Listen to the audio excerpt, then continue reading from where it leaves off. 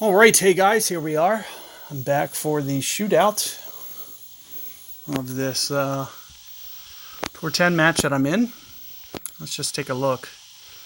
Another Oasis shootout here. You guys already got the luxury of one of the shots that I did here.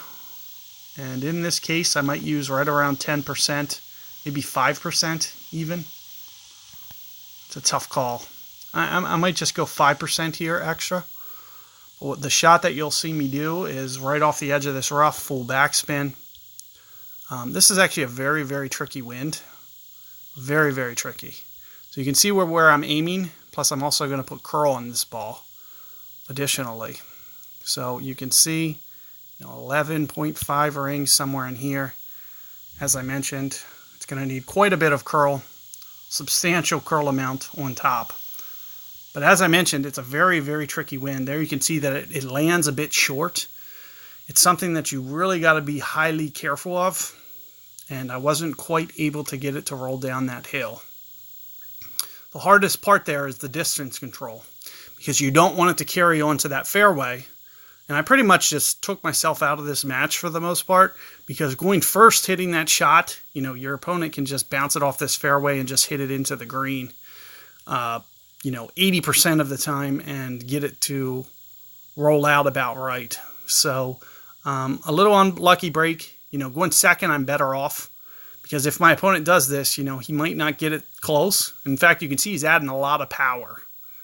So that may or may not, I don't know how well he factored for that. It looks like he was going for that. But there you can see, I usually do play that shot, but ever since this new revision, you're going to see me play that rough bump a lot more, because I can get it very consistent in most situations. That was a very, very challenging wind for that shot. And since my ball landed short, I didn't get the rollout that I needed. And that's the hardest thing, is trying to predict on those side wind cases, is it going to fly a little bit more downwind, or is it going to be a little bit more of a headwind? And trying to anticipate that is kind of what gets you in trouble. But, good luck with that hole overall. As I mentioned, you can use that bounce shot. There's plenty on my channel to see exactly how I played it, like my opponent just did there. You'll